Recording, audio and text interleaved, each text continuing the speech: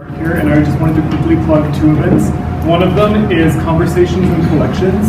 It will happen January 26th. These Maria Martinez pots we're sitting in front of are 4 of 5 that we have in the museum collection. One is not present in the gallery. It's downstairs with the vast majority of the rest of our work. If you guys want to get a good idea of how museums care for artwork and maybe some ideas that you can take home with you about caring for your own work, definitely check out the Conversations and Collections. It'll be January 26th, and we'll be with our collections team. The other event that I want to plug, of course, is People to People, the event that you're all here to see today. So what People to People is, it's going to be a series of informal gallery conversations that are based around our centennial exhibition. So of course Horizons, which we're all present in now, but also our photographic exhibition, Shifting Light, upstairs, and our contemporary art exhibition, which is in the new Wave Contact. So check our website, and those will be coming up. Our next one will be a conversation between our curator of contemporary art, Mary Scully, and Ati Mayer about her video work in our contemporary art show. So I wanted to introduce now our speaker, Jami Porter Lara. Jami's work is also on view right now in Contact, and I invite everybody, when we're done with this, to walk over to the new wing and take a look at those great pieces. But Jami is a conceptual artist whose approach to making remains deeply tied to a concern with cultural inheritance and with becoming a citizen of the natural world. In 2017, Artsy named her one of the 20 artists shaping the future of ceramics. I know. Congratulations. And today we're going to talk a little bit about Maria Martinez. So whenever we think Pueblo pottery, most of us, the first name that comes to mind is, of course, Maria Martinez, right? But her story is really complicated. And one of the first things that we kind of discussed and found really interesting is when Maria Martinez was working in the early part of the 20th century, the arts in New Mexico were really unique to the United States. And what was happening in the region was this blend of fine arts, of anthropology, and of tourism. And Maria Martinez kind of found herself in the center of that. And she worked really closely with our museum's founder, Ed Billy Hewitt, who is watching over us today. And he was doing excavation work with Kenneth Chapman, who is also watching over us today, out at San Ildefonso. And he was uncovering all these prehistoric ceramics and was really kind of interested in having folks working in pottery at the time recreate this work and this design. And a lot of the discussion around Maria Martinez's life and work is based around this idea of living a traditional life. I was hoping you could talk a little bit about that. Yeah, thanks so much, Christian, for inviting me to do this. It's really, such a pleasure, and it's such a great opportunity to show my work in a space along with work that has informed so much of what I'm thinking about all the time. So when I was thinking about this talk, I was, researching Maria Martinez and sort of coming up against the more common resources that are out there and available. And one of the things that I noticed was how much performance seemed to be involved in this sort of portrayal of who she was and what she was doing, right? I'm thinking of the Peterson book with all of these images of her, sort of dressed almost ceremonially, but sitting out, like working on pots in open view at the Pueblo, which is something I understand she did fairly often. And thinking about how there was this tension between, this idea about a traditional life and this investment of a lot of people who were promoting the Native American arts and crafts movement in taking this sort of preservationist approach, right? Like, these are people who are simple but sort of connected to nature and uncorrupted by modern society. And how at the same time there's also this tension with people who were invested in promoting the Native American arts and crafts movement, who were sort of had this focus on uplift, about how this was sort of an industry that could be used to actually that Native people could use to lift themselves up out of squalor, basically. That there were these two kinds of narratives that were being superimposed, but I was really interested in how there was this constant sort of superimposition of this framework of tradition over Maria Martinez and the work of Julian, her husband too, despite the fact that they were real innovators, that the work that they were doing, that the work that you see here was not traditional work. Yeah, absolutely. I mean, I think that it's something that we still kind of see today. If we think of Indian market and Hispanic market, where you've got the traditional versus the contemporary, and there are really strong lines there for a lot of artists who are artists of color, dealing with issues of being at the same time traditional and contemporary. During Maria's time, the performance that you brought that up, I thought was really important. Hewitt had her at the Panama Pacific exhibition out there making pots for people. She was part oftentimes of the Indian detours they would do, where folks would come through San Ildefonso and see people work. And when Kenneth Chapman put together one of the first Indian arts fairs, where he was very, they laid down the law, they wanted this to be traditional native arts, she still submitted her black on blackware, which was very innovative and won the top prize of $5, but won, which is really interesting. So I think that the way that Maria was able to kind of balance that performativity, her interest in a traditional life, but also be incredibly innovative at the same time, is really a fascinating part of her story. And I was hoping now we could talk a little bit more about what was some of the things that she was doing. Well, so around the turn of the century, in San Ildefonso pottery was polychrome, right? The people were not making blackware, and in response to artifacts that were found it was by Hewitt, right? Mm-hmm. And Chapman both, and exposure to those artifacts and blackware that was found, I think, in Frijoles Canyon. She and Julian began a more than decade, I think a 10-year-long process of innovating how to perfect that form. And actually, I think went beyond what they found, right? There was this point of departure, which was this blackware, and then sort of there was also the influence of the motifs that were being painted on the pots, which were also based on artifacts that had been found in some of those archaeological digs. And so they had to innovate the process of how do you successfully fire for black, how do you accomplish, that this highly polished patina. I think that in the beginning they had it reversed, right? They were painting the pots first and then burnishing, the negative space outside of the painted design. So it was really this sort of almost like a scientific process of trial and error, trying to figure out how to get the best finishes, the blackest blacks, what kind of slip would actually work to accomplish that, and then like some innovation in terms of the designs, and then the forms too. I mean, plates weren't functional ware. That was not like a traditional form at that time. So yeah, great. So can you maybe talk a little bit too about how Maria Martinez influenced you as a contemporary artist? Her as an artist too? Yeah. So, I grew up in New Mexico. I've been here since I was 11 years old, and her work and the work of people who've been influenced by her. So the black on black ceramics have just been part of my aesthetic universe for a long time, right? And also, I think that there's something about simplicity of form. This incredible attention to detail and precision in terms of execution that have all been influences for me. And so she, I guess, really is this person or an artist that I look to in terms of where I'm trying to get in terms of perfecting my craft.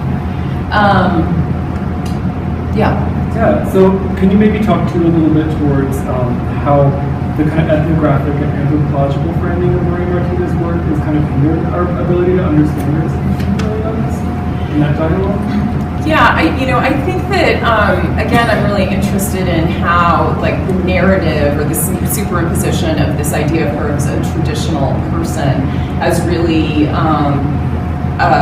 stopped people from actually looking at the objects themselves. They become a story about her as a Pueblo woman, and this kind of constructed idea about the traditional life that she lived.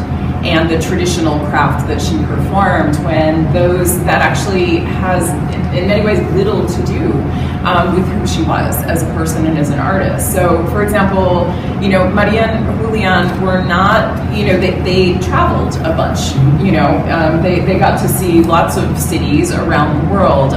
Julian didn't very much like farming. Maria had to hire somebody to help with housework because she was so busy, making ceramics. Like, there are many different ways, and not to mention just the ways in which they were really innovative in terms of what they were doing, but we have this kind of overlay of always sort of pushing back, this idea that what they were doing was traditional. And so I guess I would like to contextualize this in terms of my own experience. There are questions for me about my work because I make blackware ceramics, and there are questions for me about whether I have the authority to make this work, basically, because I'm using a technique that is traditional, which is, as we were saying, is a really problematic concept, because what does that mean? Maria Martinez, at the time that she was making her work, was a contemporary person using innovative methods. And when we think about tradition, we think of somebody who's not in the contemporary, in our contemporary time, right? So there's this way in which we look at traditional people as people of the past.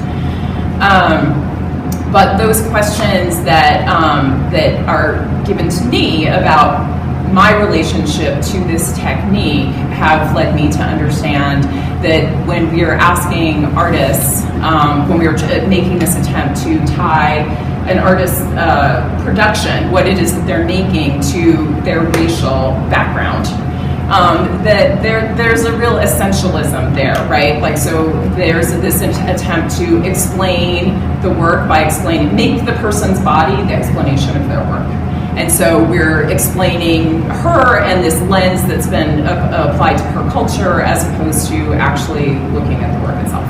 Right, exactly. I think this is kind of an anecdote, but thinking about them traveling and being really part of the modern world that they lived in. I was at MIAC a while back and talking to one of the docents there, who were telling me about their Model T Ford that they owned and painted. It was black, of course, because they all were, and they decided to paint them with the designs of the matte finish and would drive around in that. So I thought that was a really cool example of incorporating their vision, their design into one of the most modern things you could possibly get your hands on. Right. It's rarely discussed in the Maria Martinez story. Yeah. One last question, and I have to ask because we've got somebody who's one of the masters of blackware pottery today. What can you tell us from your personal experience about the actual process? Everybody's interested in the process when we talk about pottery and things like that. Yeah, I think probably most people know. I think what's most known about Maria Martinez is her process, because I feel like there are the videos that get played a lot, and that's sort of the thing that gets foregrounded. And so the process that I use is similar, and I guess I would say it's similar to the way that ceramics had been made in this part of the world for thousands of years, right? Which is foraging the clay, processing it. My process is a little bit different from theirs. They actually sieved it before adding water to it. I do the reverse of that to prepare it, but building out of coils, burnishing with stone, and firing in a pit. So one of the real challenges for me has been just getting like that incredible consistency in terms of burnishing, but also the firing. Her ability to do those beautiful firings with a really consistent gunmetal finish, or something in particular that I have so much admiration for.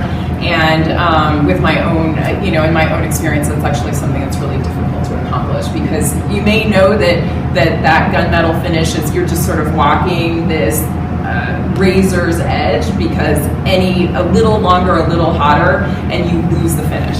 Yeah, it just goes to matte and like flat. It's all gone. So yeah. So that's what I'm always looking at when I'm looking at these objects, and also, I actually fire just a few pieces at a time, and I am so amazed by their ability to create those big mounds, where you don't see any parts that are under-reduced, you know, like everything is so evenly reduced. By reduced, I mean it went to black because this clay body was not black originally. It did that through the reduction in the fire. And so just like that amount of control and without any devices for measuring the temperature of the fire or anything else like that. And that's how I fire too, and it is unpredictable, but yeah. Great, thanks. Yeah. So before we open up to questions, I've been asking you a bunch of questions. Yeah. Is there anything else you wanted to share or you were saying?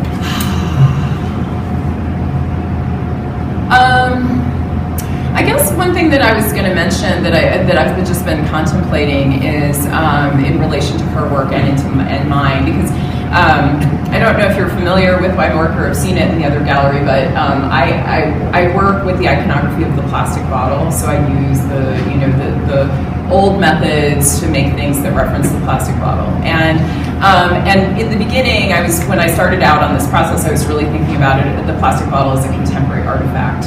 And so I've been thinking about, how we place, how the artifact stands in opposition to what we perceive as trash, but really functionally they're the same thing. They were these objects that people used and discarded, and how we as artists are just sort of like part of that, like that layering of the midden, of culture, right? And that what I make is in there with what all the other people have made before me, but what I make is in there with all of the other stuff too. So anyway, yeah. Thanks so much, Jami. Thanks.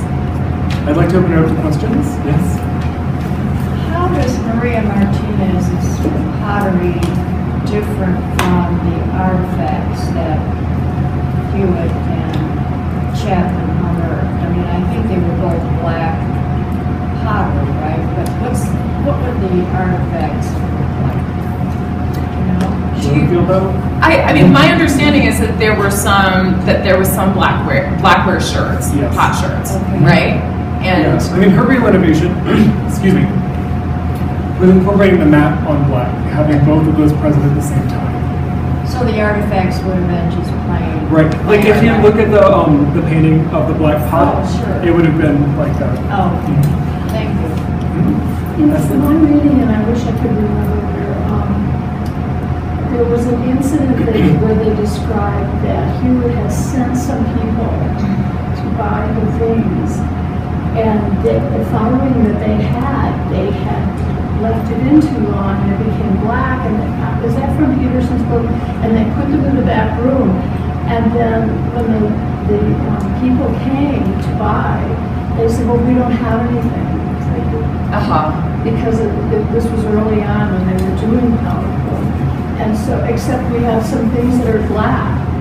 So, and then they brought them out and they were purchased, and so then they started developing the black on black, which would be different than pulling the black shirts out of the earth. So I don't know where, have you read? I have read that specific story. I think that's Alice Marian's book. I could From where?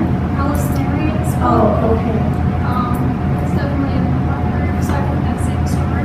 So I feel like I read a hybrid of that story, which is that there was that Hewitt, they saw presented the pot shirts, and then that they embarked on sort of making them but disavowed them. Yeah. That's another version that I've And then heard. Hewitt came and encouraged them because they were hurt, Right.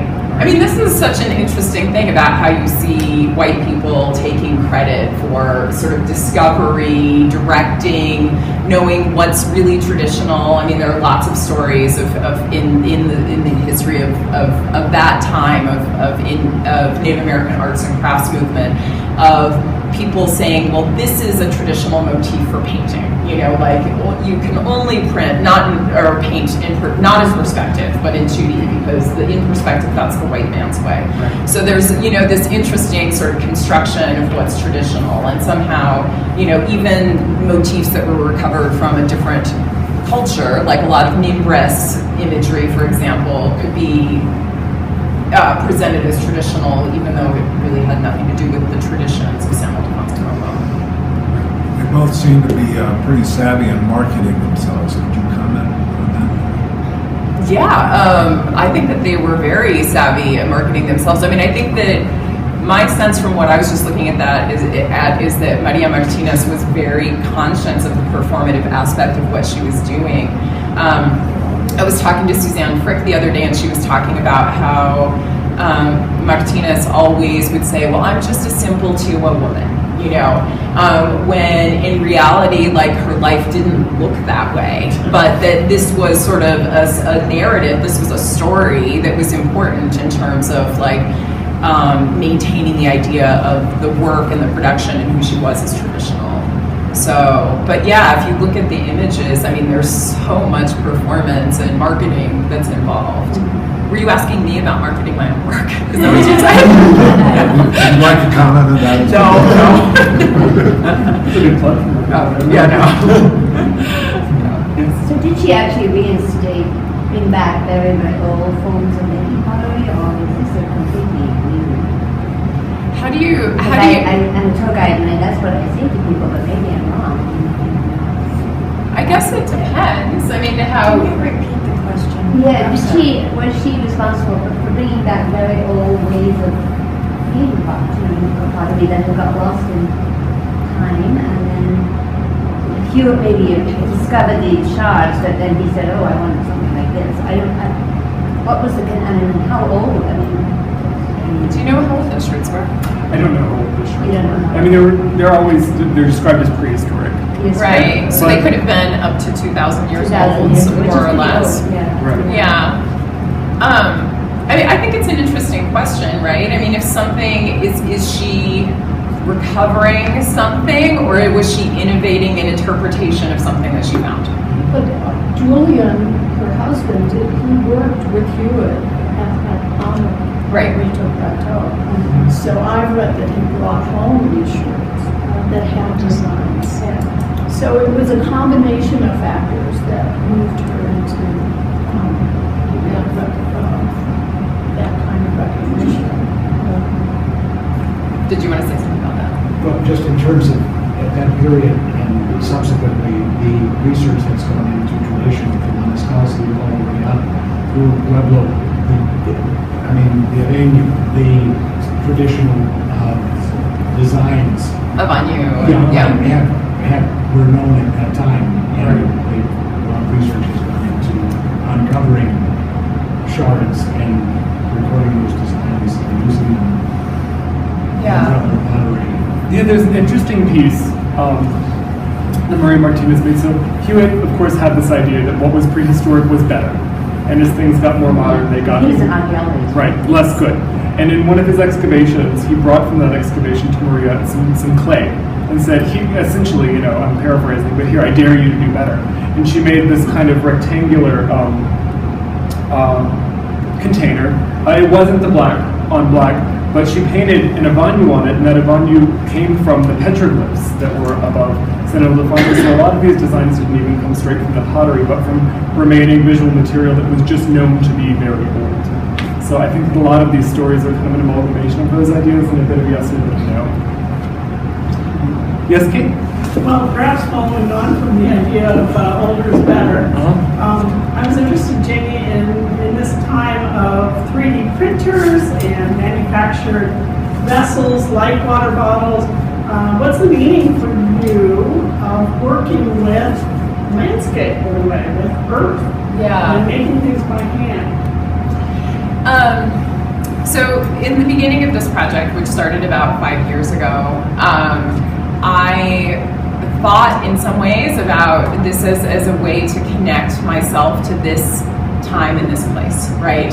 So to actually like work in the way that people had preceded me here working, but then to also be engaging the most iconic vessel of my time, which is the plastic bottle. To try to bring those into a continuum, you know, sort of disrupt the sense of like opposition between them and connect them. And so in some ways it's an act of trying to connect myself to perhaps like a more land-based practice anyway.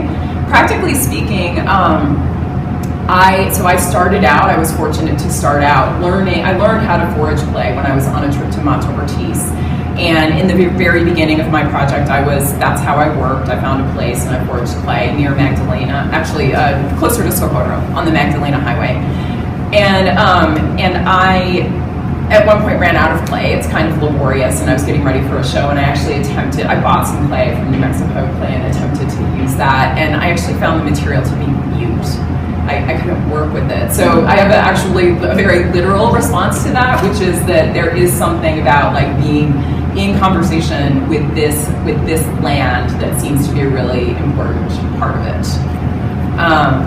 Does that answer your question?